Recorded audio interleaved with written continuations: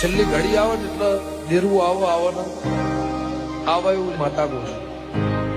કોઈ કહેતું હોય છેલ્લી ઘડી જે નહીં આવી હોય એને દેરવું આવ્યા વગર રહે નહીં. તારા હો માતા ચીર્યા માં તું છે